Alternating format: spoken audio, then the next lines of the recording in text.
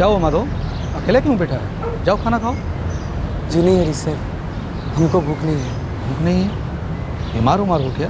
नहीं सर, बस भूख नहीं है। द्विवेदी जी, हम कई दिन से देख रहे हैं कि माधव अवस्थी खाना नहीं खा रहा है। जरूर कोई बात इसे अंदर ही अंदर खाई जा रही है। खाना नहीं खाता? ये क्या बात हुई? हमसे तो कुछ कहा नहीं उसने। हमको लगता है कि कोई बहुत बड़ा बात ये अपने पेट के अंदर दबा रखा है और फिर कहता है कि भूख नहीं। ठीक है, हम देखते हैं।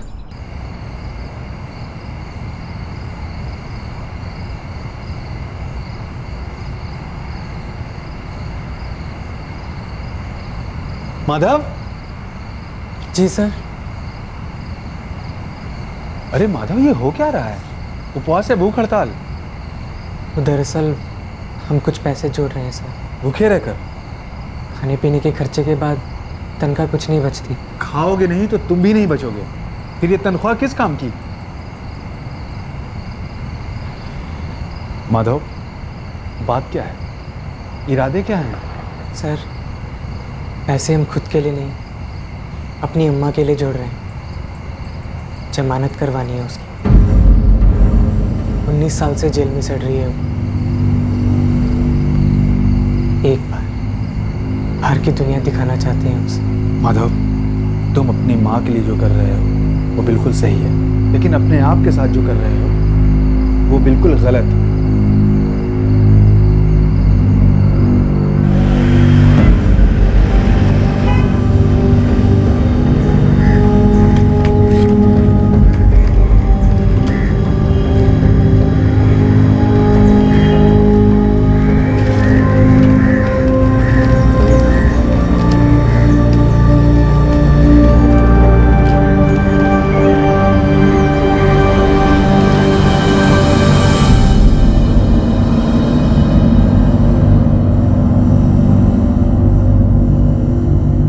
उनचास वर्षीय मीना अवस्थी को 19 साल पहले सन 1993 में उम्र कैद की सजा सुनाई गई थी। मीना अवस्थी का 19 वर्षीय बेटा माधव अवस्थी अपना पेट काटकर पैसे बचा रहा था अपनी मां की जमानत करवाने के लिए, ताकि उसकी मां अपने बेटे के साथ अपनी बाकी की जिंदगी आजादी के माहौल में गुजार सके। माधव आजादी का मतलब समझता था, क्योंकि वो खुद जेल में पैदा हुआ था।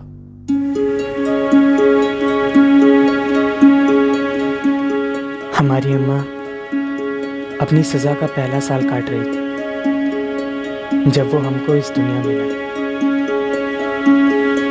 अम्मा ने बताया था, जेल के डॉक्टर ने हमको ये नाम दिया, माधव।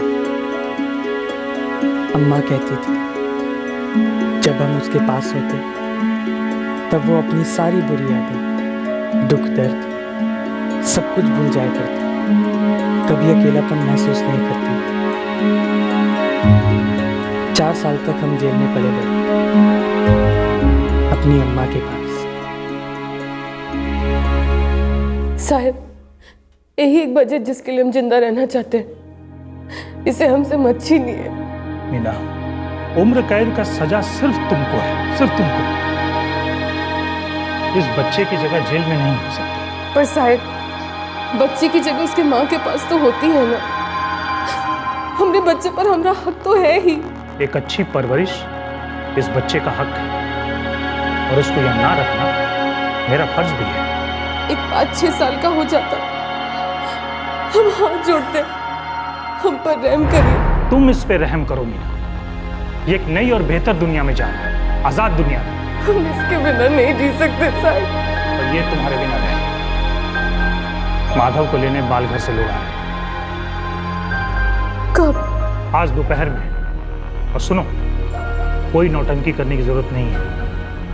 बीच बीच में तुम्हें बच्चे से मिलने दिया जाएगा।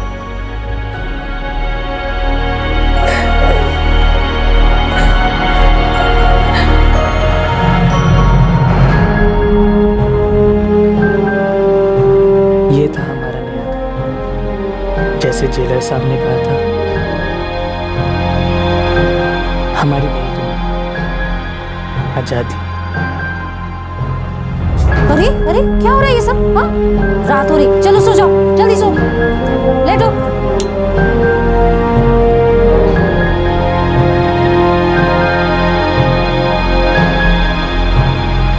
को स्कूल भेजते, कभी कभी अम्मा से भी मिलाने ले जाते। ऐसा करते करते कई साल निकल गए।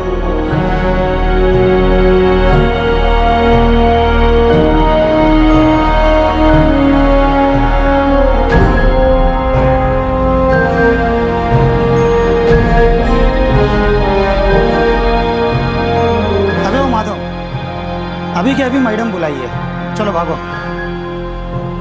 माधव, तुम अगले हफ्ते 18 साल के हो रहे हो। जी मैडम। देखो, हम 18 साल के ऊपर यहाँ किसी बच्चे को नहीं रख सकते। जी।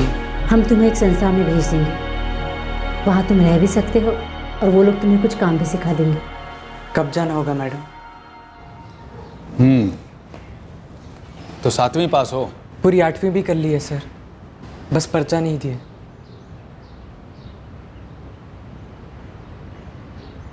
पर्चा दोगे और पढ़ाई करोगे? जी सर। तो फिर तुम पढ़ोगे, जितना चाहोगे उतना, और पढ़ाई के साथ साथ कोई काम भी सीखोगे, हुनर वाला। क्यों? पढ़ाई के साथ काम और काम के साथ पढ़ाई करोगे? जी जी करेंगे सर।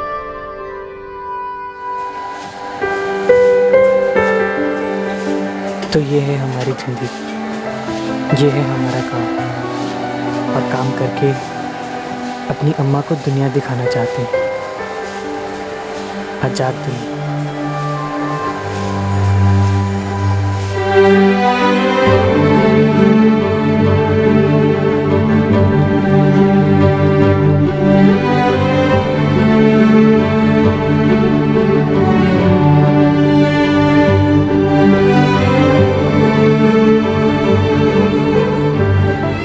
अम्मा,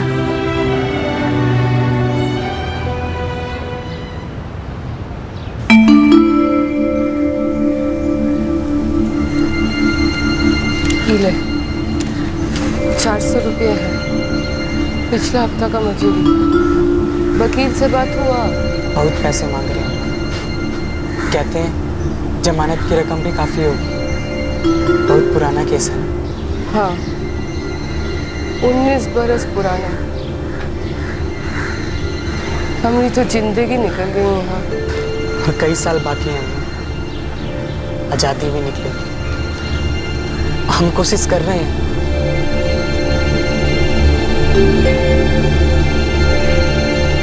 मीना को जेल की सजा एक हत्या के केस में हुई थी। इस केस के बारे में माधव को कुछ ज्यादा मालूम नहीं, और उसकी मां का कहना था कि खुद उसे भी इस हत्या के बारे में ज्यादा कुछ नहीं पता था। आखिरकार उम्र कैद के 19वें साल में रिहाई की पहली किरण मीना अवस्थी की जिंदगी पर पड़ी, और वो भी एक दूसरे कैदी की बदौलत।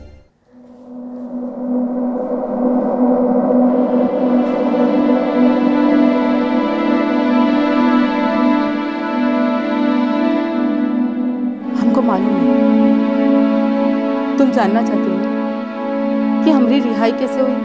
हाँ। एक वकील है, इलाहाबाद के सत्यवेद दीक्षित, उन्होंने हमारा केस लड़ा। पैसा कितना लिए? इको पैसा नहीं का? हमारा भाई मिलने गया था उनसे। ये सत्यवीर दीक्षित ज्यादातर मानव अधिकार के केस लड़ता है। ये मानव अधिकार का होता है? वो तो हमको भी नहीं मालूम। हमको खाली इतना मालूम है कि मुफ्त में लड़े और हमारी रिहाई करवा दी। उनका कौनो अता पता, फोन बोल, हम माधव को दे देंगे, वो बात कर लेगा। हमको मालूम था तुम मांगोगी। ये लो, तुम्हारा भी काम बन जाए मीना। बहुत सजा काट ली। ओ गायत्री मैडम, जरा जल्दी, वरना पता चला यहाँ जेल से निकलते निकलते वहाँ रिहाई कैंसिल हो गई।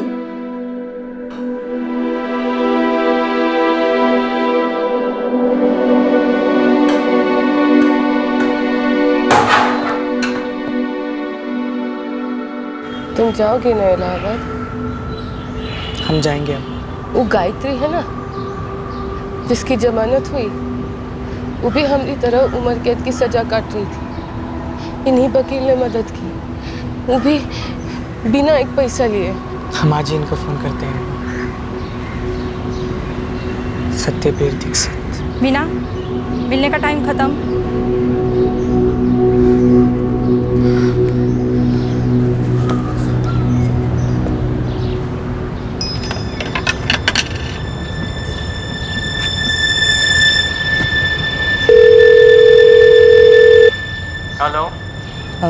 प्रणाम सर, हम माधव अवस्थी बोल रहे हैं आजमगढ़ से।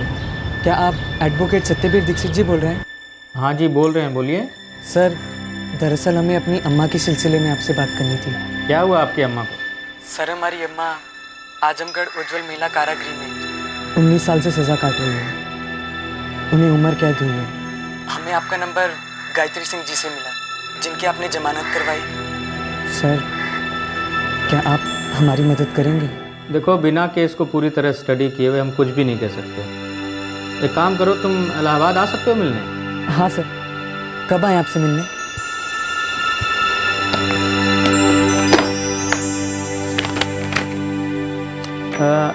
शुक्रवार को 11:30 बजे सुबह ठीक रहेगा?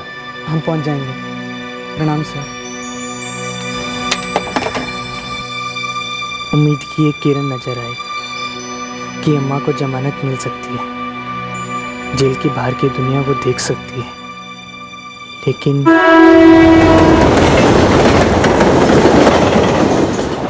हमें नहीं पता कि हमारी अम्मा ने कत्ल किया भी था या नहीं। हमने कभी पूछा नहीं और अम्मा ने भी नहीं बताया। सर हम जेल के अस्पताल में पैदा हुए थे।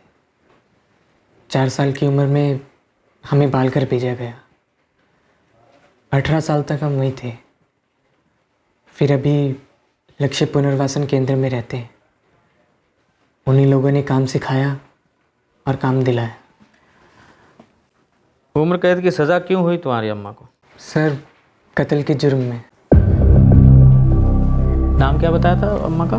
जी मीना अवस्थी। अच्छा, कहाँ की थी तुम्हारी अम्मा? मतलब कहाँ जुर्म कहाँ हुआ, गिरफ्तारी कहाँ हुई, कुछ पता है? कुछ नहीं मालूम सर, और ना हमने कभी जानने की कोशिश की।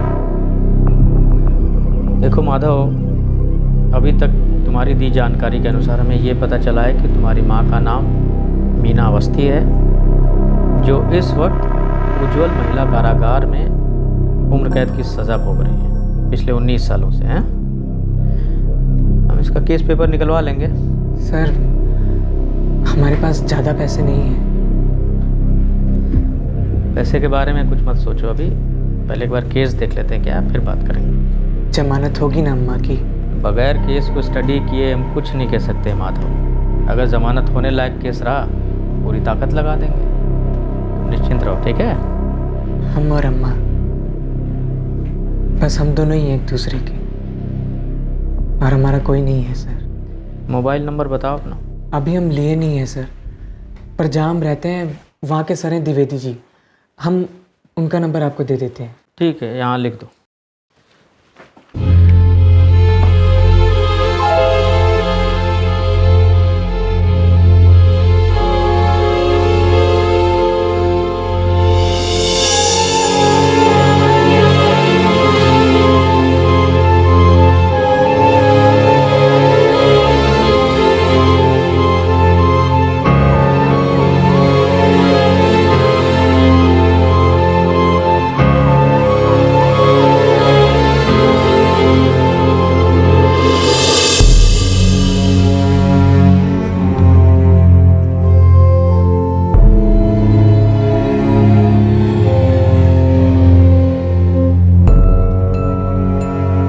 साल पहले सन 1991 मेबिलपुर गांव, जिला लखीमपुर खीरी, 28 वर्षीय मीना अवस्थी अपने पति रामकुमार अवस्थी, 7 वर्षीय बेटे बबलू अवस्थी, 5 वर्षीय बेटी लक्ष्मी अवस्थी और अपने ससुर श्रीकांत अवस्थी के साथ रहती थी। 21 साल पहले आखिरकार हुआ क्या था? पापा पापा पापा पापा, हम भी चलें आपके साथ? हम चौराहे से वापस आ जाएंगे। अच्छा आजा, जल्दी आजा, बैठो। अरे टिफिन में तो लेते भी चाहिए ना। अरे लो, ये भी छूट गया। इसको थोड़ा हम चौराहे तक छोड़ देंगे, टहलते हुए आ जाएगा, ठीक है? अरे तोता आ गया, खाना खा गया। चल लक्ष्मी, नहाने चल। खाने के बाद माँ, फिर क्या हुआ? हाँ तो तोता बोला कि मुझे पानी दे दो नहाने के लिए। अरे ये हो क्या रहा है यहाँ पर? ए गुप्ता, ज्यादा मनमानी ना दिखाओ हमको, समझे कि नहीं?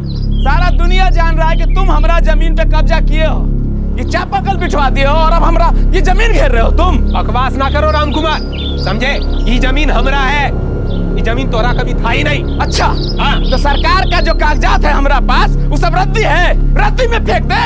अरे झूठा कागज पत्री पर लिखने से सच कब से होने लगा हो? अरे सच ये है कि तुम लोग सब चोर हो। ए चाचा फालतू बकवास नहीं, वरना उम्र का लिहाज नहीं करेंगे हम। ए गुप्ता, हम तुमको आखिरी बार समझा रहे हैं, इन नल का हटाओ यहाँ से और ये घेराबंदी हटाओ, नहीं तो ठीक नहीं होगा कह रहे हैं। ये तो यहाँ से नहीं हटेगा, जो करना है कर लो। अरे रे थोड़ा तो शर्म करो, एक तो सारा पानी खींच बैठा वो भी हमरी जमीन का। ए मीनवा रहने दे, ये जमीन हमारी जमीन को लग के है, ना तुम्हारी है ना हमारी, समझ गई? लो देखो खुद ब खुद कह रही है कि जमीन इसका नहीं है। अरे तुम्हारी भी तो नहीं है, इस जमीन पे चाहे हम पानी बहाएं चाहे खून बहाएं, हमारी मर्जी। आप हमारी बात सुनिए, जाते हैं पुलिस में शिकायत दर्ज करते ही खून बहाने की धमकी दे रहे लोग। अरे रोज रोज पीठ पीछे महाभारत शुरू करना बंद करो।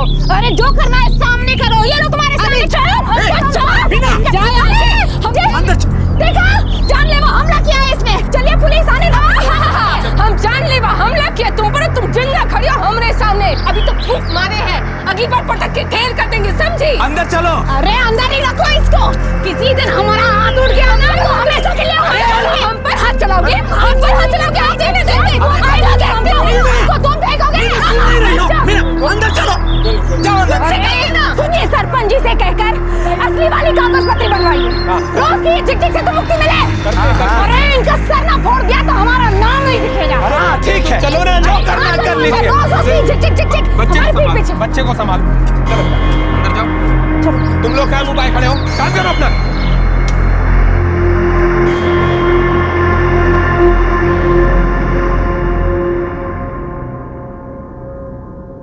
योर ऑनर, इन दोनों परिवारों का झगड़ा गहरी दुश्मनी में बदल गया और ये दुश्मनी जानलेवा बन गई। योर ऑनर, मैं अपना पहला गवाह रामदास भटनागर को बुलाना चाहूंगा, जिसने मीना अवस्थी को कत्ल के बाद अंधेरे की तरफ भागते हुए देखा। हाँ रामदास, कत्ल की रात तुमने क्या देखा था? साहब जी, हम उस दिन खेतों से काम करके घर वापस आ रहे थे, बहुत देर रात हो गई थी साहब। तभी हमने एक बच्चे की रोने की आवाज सुनी।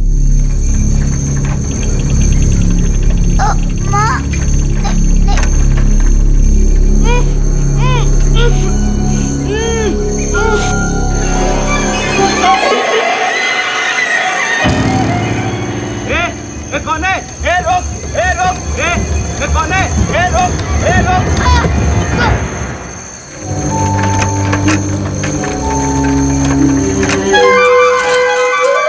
सुंदर भैया, ओ सुंदर भैया, सुंदर भैया, बउआ उठ।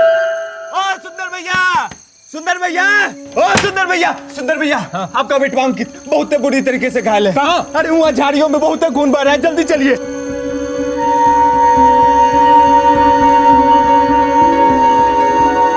क्या हुआ जी? हमको क्या पता, उधर सब भाग के गया है।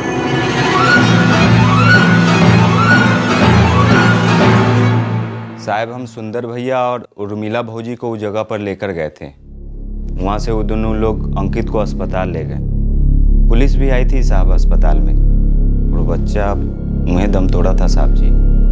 योर ऑनर, अंकित कुमार की पोस्टमार्टम रिपोर्ट ये कहती है कि उसकी मौत गला काटने से हुई, और आज से सिर्फ 2 दिन पहले यहाँ खड़ी आरोपी मीना अवस्थी ने मृतक अंकित की माँ उर्मिला को जान की धमकी दी थी।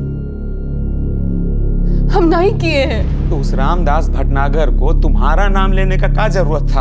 अरे वो एक औरत को देखा था, अरे तो कोई भी हो सकती है ना।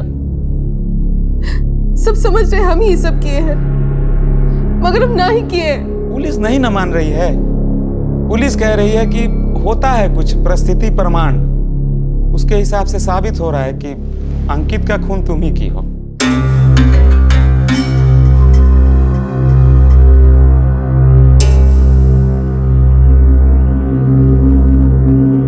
इस केस में सर्कमस्टेंशियल एविडेंसेस इस बात को काफी स्पष्ट रूप से साबित कर रहे हैं कि कथित आरोपी मिसेस मीना अवस्थी दोषी हैं। ये कोर्ट श्रीमती मीना अवस्थी को 6 वर्षीय अंकित कुमार के मर्डर केस में दोषी करार देती है और उन्हें उम्र कैद की सजा सुनाती है।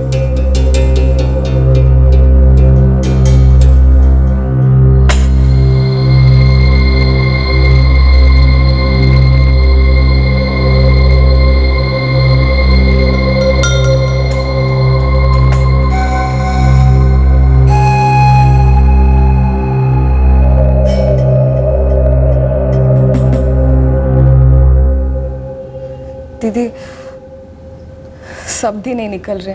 निर्मला, बबलू और लक्ष्मी कैसे हैं? तुम्हारे जीजा जी तो आते ही नहीं हमसे मिलने। दीदी, जीजा जी और तुम्हारे ससुर जी और उनके तरफ वालों को लगता है कि तुम उनके परिवार पर कलंक हो। निर्मला, हम पेट से हैं। तुम्हारे जीजा जी हमसे कहे थे कि हमारे लिए अच्छे से अच्छा वकील करेंगे। दीदी, वो तो होने से रहा। वैसे भी आज के बाद शायद हमारे लिए भी आना मुश्किल हो जाएगा। हमारी सास ने कहा है कि ये आखिरी बार है। आज के बाद कौनो नाता नहीं रखना है तुमसे। दीदी, तुम्हारे बारे में पूरा गांव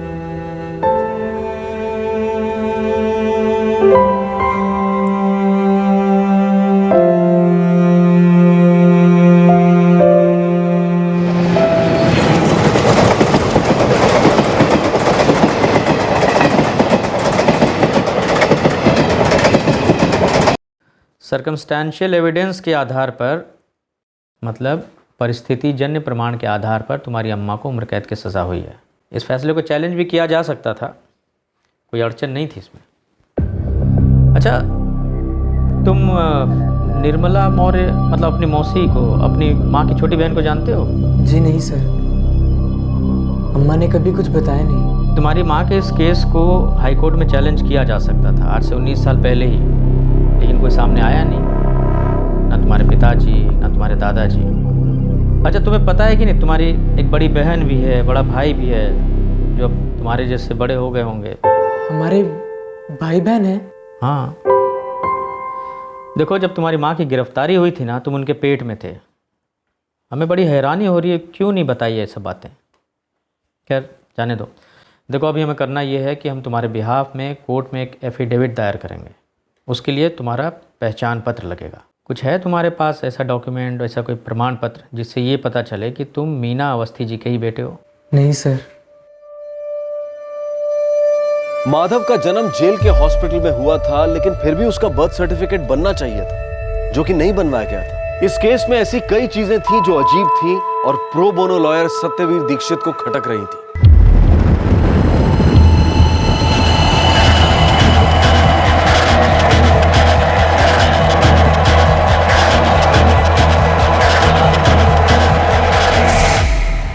ये क्या इल्जाम लगा रहे हैं वकील साहब आप हम पर? कोई इल्ज़ाम थोड़े लगा रहे हैं जेलर साहब, एक सीधा सिंपल सवाल पूछ रहे हैं आपसे। हमारे मुवक्किल माधव अवस्थी का जन्म जब आपके ही जेल के हॉस्पिटल में हुआ, तो फिर इसका बर्थ सर्टिफिकेट क्यों नहीं बना? तो ये आप हमसे क्यों पूछ रहे हैं? उस वक्त के जेलर कोई और थे। जेल तो वही है ना, जेल भी वही है, जेल का हॉस्पिटल भी वही है, जेल के रिकॉर्ड्स भी वही हैं। अब जेल के रिकॉर्ड्स फाइल थोड़ी ट्रांसफ़र हो जाते हैं जेलर के साथ। देखिए जेलर साहब, मसला ये है कि हमें अपने मुवक्किल के बिहाफ में कोर्ट में एक एफिडेविट दाखिल करना है। उसके लिए इसका आइडेंटिटी प्रूफ चाहिए, ये बात साबित करने के लिए कि आपके जो कैदी हैं मीना अवस्थी, उनका बेटा है। इसी बात के लिए आपसे दरख्वास्त जितनी जल्दी हो सके जारी कर दीजिए प्रूफ। अरे भाई, कितनी बार बताना पड़ेगा आपको हा? कि भाई वो ऑर्डर मैं नहीं दे सकता। जो चीज हमारे कार्यकाल में नहीं हुई है उसका दोष या इसका क्रेडिट हम नहीं ले सकते, समझे आप? सब समझ गए सर। अब ये क्या है? ये है 94 की केस की फाइल, ये देखिए। हमारे मुवक्किल के गिरफ्तार होने के 8 महीने बाद ये बेल ऑर्डर पास हुआ था। हमारा सवाल ये है कि ये कॉपी आपके पास क्यों नहीं है, कि ये भी हमारे मुवक्किल के बर्थ सर्टिफिकेट की तरह गायब हो गई। देखिए वकील साहब, फिर से दोहरा रहे हैं हम आपसे कि जो कुछ भी हुआ उस वक्त के जेलर की देखरेख में हुआ। हमारी देखरेख के सारे रिकॉर्ड अपडेट और किसी भी कैदी को हमसे कोई शिकायत नहीं है। मैं उम्मीद थी कि आपका यही जवाब आएगा। चलिए, फ्लैशबैक को छोड़ते हैं, वर्तमान की बात करते हैं। वर्तमान में आप इस जेल के जेलर हैं और हमारी मुवक्किल जो है आपके कैदी हैं, और हम अपने मुवक्किल के वकील हैं। उनसे मुलाकात करने आए हैं, मिलवाइए, या फिर उन्हीं जेलर साहब से परमिशन लाना पड़ेगा।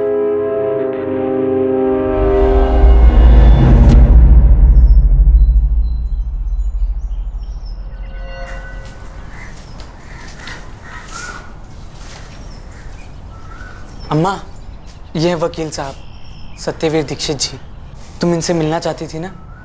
देखो ये खुद ही तुमसे मिलने आ गए। नमस्कार। बैठिए।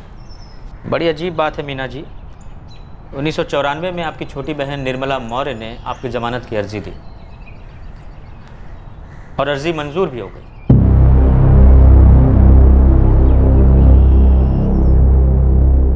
श्रीमती मीना अवस्थी की तरफ से कोर्ट में कोई है?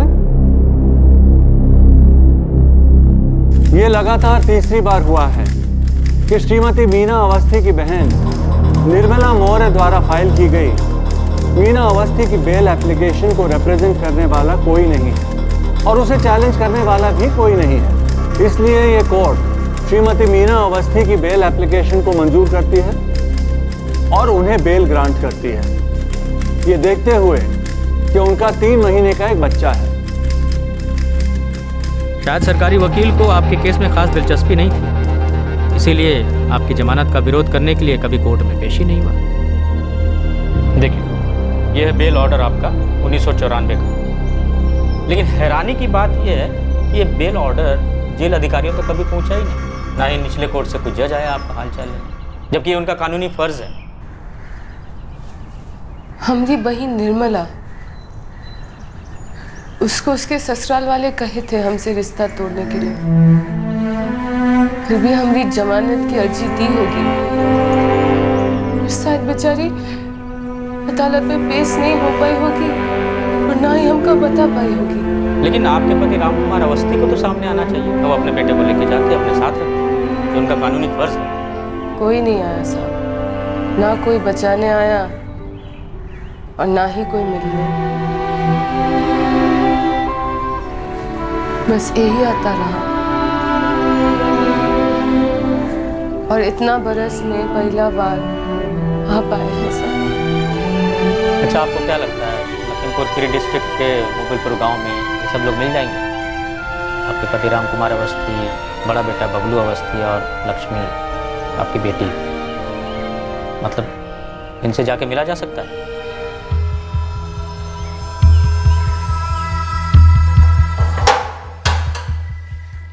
ए मीना, चलो तुमसे कोई मिलने आया है इतने सालों के बाद, तुम्हारे बेटे के अलावा। कौन? चल के खुद ही देख लो। सजा के 13 साल बाद पहला बार कोई हमसे मिलने आया था और शायद आखिरी बार।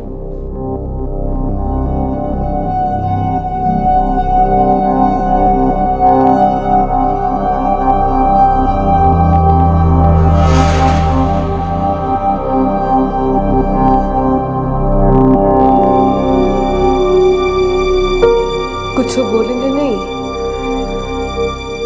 बस इतना बोल रहे हैं कि मेबिलपुर हम छोड़ रहे हैं, घर बेच दिए। क्या आप जानते हैं हम दोनों का एक और बेटा है माधव? सुने सुने हैं।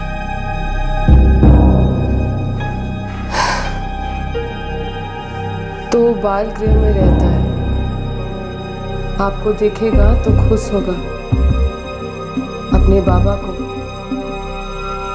अपने भाई बहन के साथ रहेगा तो खुश रहेगा। देखो मीना, 8 साल पहले हमने दूसरी शादी कर ली, 2 बच्चे भी हैं हमारे। और हमरे तो बच्चे, बबलू और लक्ष्मी। बबलू 6 साल पहले हाईवे पर ट्रक के नीचे आ गया था, चल बसा। लक्ष्मी की शादी करा दी है, खुश है वो। हम तो बस ये कहने आए थे कि आज के बाद 13 साल से जानते हैं, नया से बोलने का कोनो जरूरत नहीं है कि आप हमसे कोनो रिश्ता नहीं रखना चाहते, पर माधव आपका खून है, उसका यहाँ कोई नहीं है, तो जेल में पैदा हुआ। देखो मीना, हम चाह कर भी उसको अपने साथ नहीं लेकर जा सकते। हमारे अपने 2 बच्चे हैं, खुशहाल जीवन जी रहे हैं। मेरी पत्नी नहीं मानेगी। हाँ, जो बात तुम 13 साल से जान रही हो, बेहतर होगा उसे जीवन भर के लिए जान लो कि अब हमारा और तुम्हारा कोई रिश्ता नहीं है और हम कभी मिलने नहीं आएंगे।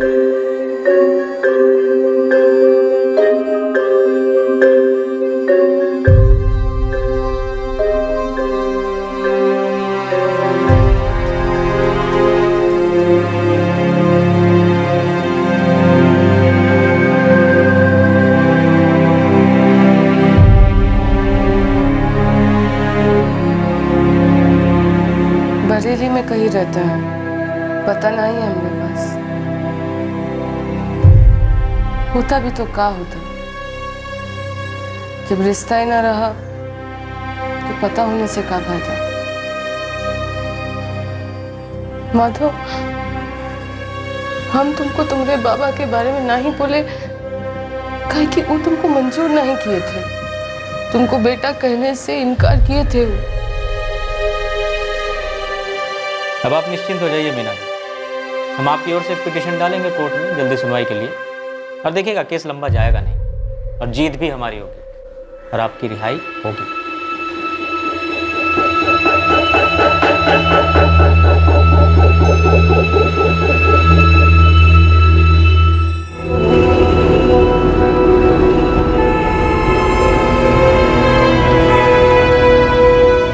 इलाहाबाद कोर्ट में तुम्हारी अर्जी डाल दी है, जैसे जैसे बात आगे बढ़ेगी बताते रहेंगे।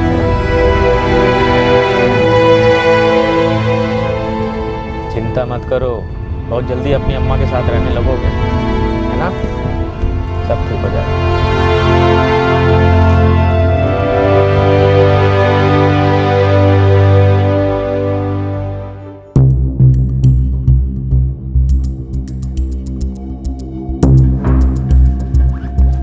योर ऑनर, हमारे क्लाइंट मीना अवस्थी जी पिछले 19 साल से जेल में उम्र कैद की सज़ा भुगत रही हैं। उनका बेटा है ये माधव अवस्थी, ये जेल में ही पैदा हुआ, 4 साल तक माँ के साथ रहा, बाद के 15 साल वो बाल घर में अकेला रहा और 18 साल का हो जाने के बाद उसे एक लक्ष्य पुनर्वसन केंद्र में भेज दिया गया, जिसकी निगरानी में अभी रह रहा है। हमारी दरखास्त है कि हमारे दोनों मुवक्किल का इस केस से कोई लेना देना नहीं है, इनका कोई भी दोष नहीं है। दोष कैसे नहीं था? मर्डर केस है, लाइफ इम्प्रिजनमेंट की सजा सुनाई गई थी। सर गौर से पढ़ेंगे चार्जशीट तो उसमें लिखा हुआ साफ साफ कि पूरी हियरिंग, पूरी सेंटेंसिंग मात्र सर्कमस्टेंशियल एविडेंस पर आधारित है। एक मात्र आई विटनेस है जिसने क्राइम सीन से एक औरत को भागते हुए देखा था। और सर चौंकाने वाली बात यह है कि उस एकमात्र आई विटनेस ने अपने पूरे स्टेटमेंट में कहीं भी एक बार भी इस बात का जिक्र नहीं किया है कि क्राइम सीन से जो औरत भाग रही थी वो हमारी क्लाइंट मीना अवस्थी ही है। लेकिन क्योंकि मृतक अंकित कुमार की फैमिली और हमारे क्लाइंट की फैमिली के बीच लैंड डिस्प्यूट था काफी समय से, उसका फायदा उठाते हुए मृतक के परिवार वालों ने एक इल्जाम लगा दिया हमारे क्लाइंट के ऊपर। उस समय के माननीय कोर्ट ने भी बिना और सब्सटैंशियल एविडेंस के आधार पे सीधे उसे एक्सेप्ट कर लिया। सर ये मर्डर केस है, लाइफ इम्प्रिजनमेंट का केस है और एविडेंस ओनली सर्कमस्टेंशियल। तो मीना अवस्थी बेल एप्लीकेशन करती है, इतने साल क्यों लगे? आज से 19 साल पहले सन 1994 में हमारे क्लाइंट की छोटी बहन निर्मला मौर्य ने अर्जी डाली थी, लेकिन लगातार 3 सुनवाई तक ना तो प्रोसिक्यूशन की तरफ से कोई आया ना ही डिफेंस की तरफ से। तो तत्कालीन जज महोदय ने 5000 की श्योरिटी के आधार पर एक बेल ऑर्डर भी पारित किया था। तो फिर क्या सर, कुछ नहीं हुआ। जो बेल ऑर्डर पारित किया गया था वो जेल अथॉरिटी से कभी पहुंचा ही नहीं, और तो और निचली अदालत से भी कोई जज नहीं आया हालचाल लेने के लिए या ये चेक करने के लिए कि जो बेल ऑर्डर पारित हुआ था उसके आधार पर रिहाई हुई भी या नहीं। ये रहा सर पेपर।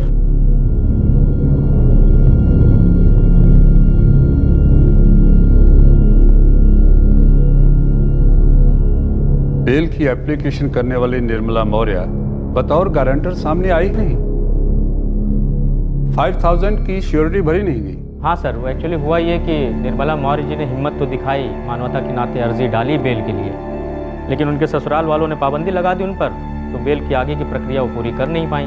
और हमारे क्लाइंट के जो पति हैं राम कुमार अवस्थी जी, वो कभी सामने आए ही नहीं। उन्होंने ये मान लिया कि सज़ा हो गई है तो पूरे ख़ानदान पे कलंक लग गया है। सर बाकी लोगों ने तो जो किया तो किया ही, लेकिन हमारे अपने लीगल और एडमिनिस्ट्रेटिव सिस्टम ने सबसे ज़्यादा नाइंसाफ़ी की हमारे क्लाइंट के साथ। देखिए ना सर, मात्र 5000 के मुचलके के नहीं भरे जाने के एवज में 19 साल से सज़ा भोग रही हैं। एकाकी जीवन, दर्द, डर, इसकी सज़ा सिर्फ हमारे क्लाइंट को ही नहीं मिली है बल्कि उनके निर्दोष बच्चे माधव अवस्थी को भी मिली है। 19 लॉन्ग मिजरेबल ईयर्स।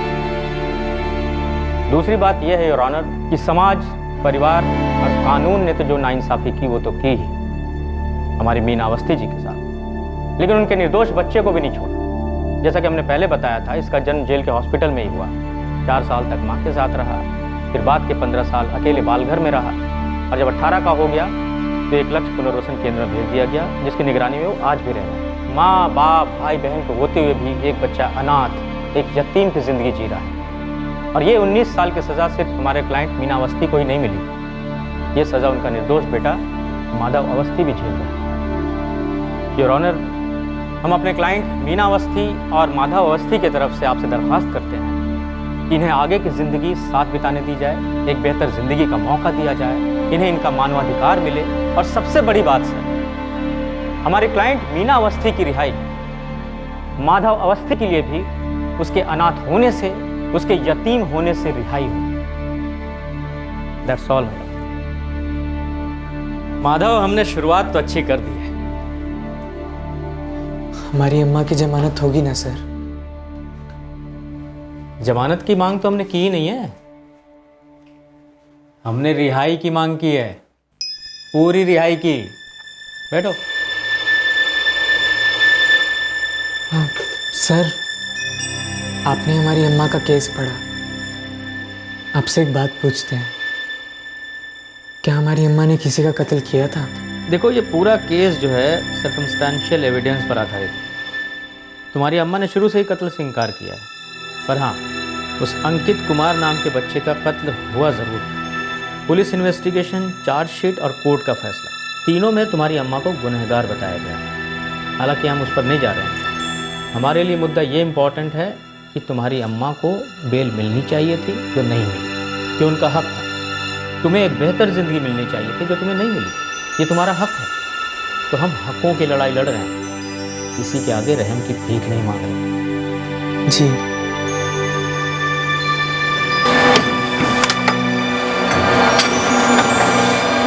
हमने कभी पूछा नहीं अम्मा से कि उसने कत्ल किया था या नहीं, कभी पूछेंगे भी नहीं।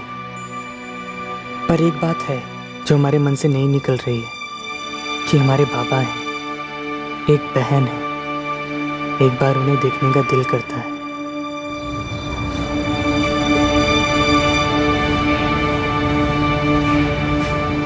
बरेली बोले थे और कुछ नहीं कहे। कभी मन करता है कि मिले उनसे, कभी मन करता है कि एक बार देखें उनको,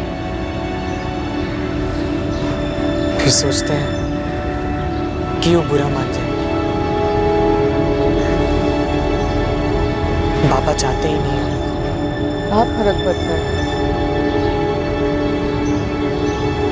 तुम हमारा बेटा हो,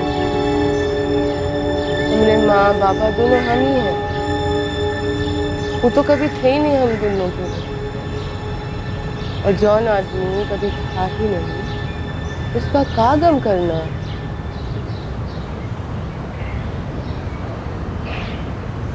अम्मा,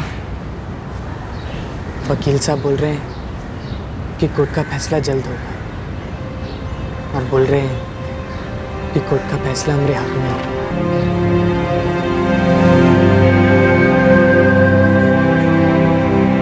बढ़िया होगा ऐसा होगा तो। ये सारा संघर्ष उसी के लिए तो है ना। अम्मा की रिहाई के बाद क्या हम उनको यहाँ ला सकते हैं रहने के लिए? हमारे पास और कोई जगह नहीं है। फिक्र मत करो माधव, हम कोई ना कोई इंतजाम कर देंगे। जब तक रहने की जगह नहीं है तब तक तुम दोनों यहाँ रह सकते हो। धन्यवाद सर।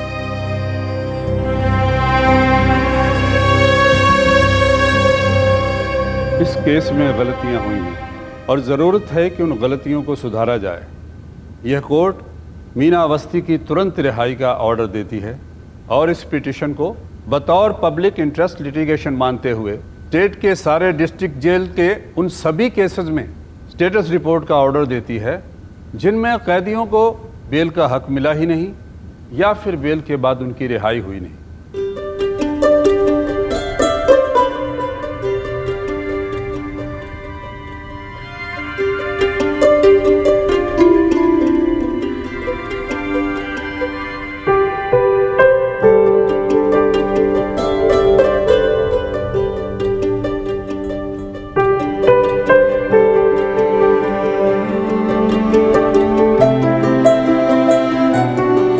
चीफ जुडिशियल मैजिस्ट्रेट साहब ने रिलीज रिपोर्ट क्लियर किया। जेलर साहब, मीना अवस्थी को अब आप 1 मिनट भी अंदर नहीं रख सकते। रिहाई तो हो चुकी है।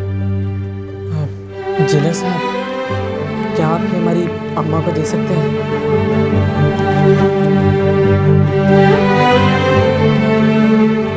मीना, ए मीना, चल आज तेरा भी नंबर आ गया।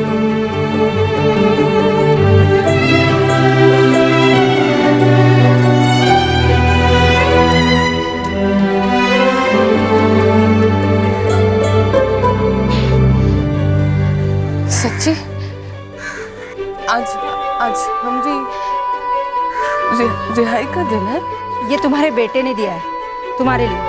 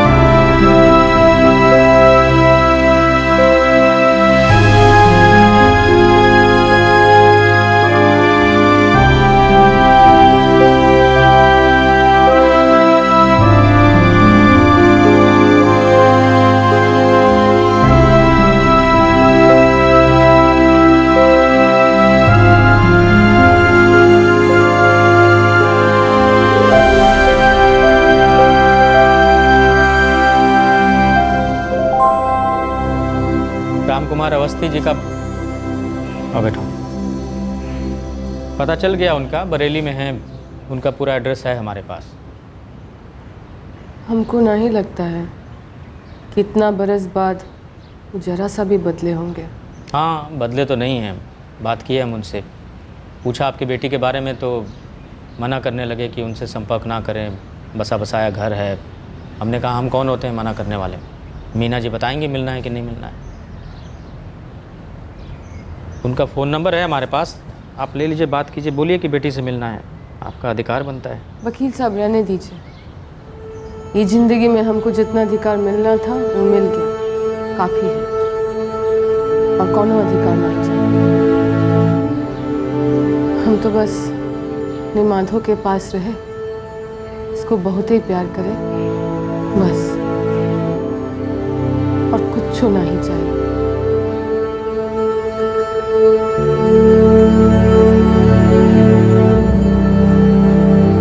मीना के पति रामकुमार ने मीना से दूर हुए 7 साल पूरे होने के पहले ही दूसरी शादी कर ली थी, जबकि उन दोनों के बीच में लीगल सेपरेशन नहीं हुआ था। वकील की सलाह पर मीना ने अपने पति से मुआवजे, लिविंग एक्सपेंस और एक घर की मांग की थी, जहां वो अपने बेटे माधव के साथ रह सके। रामकुमार ने मीना और माधव को अपनी प्रॉपर्टी में आधा हिस्सा दे दिया। फिलहाल मीना और माधव मीना के पति रामकुमार के बरेली वाले घर के एक हिस्से में रहते हैं, और दूसरे हिस्से में रामकुमार अपनी दूसरी पत्नी और उसके बच्चों के साथ रहता है। माधव इस वक्त एक प्राइवेट सेक्टर में काम कर रहा है। मीना और माधव की तरफ से प्रशासन से भी अपील की गई है कि मानव अधिकार आयोग द्वारा माँ बेटे को कॉम्पनसेशन प्रदान किया जाए। बड़े दुख की बात है कि प्रशासन के कुछ अधिकारियों की लापरवाही की वजह से मीना के हक की जमानत उससे वंचित रही।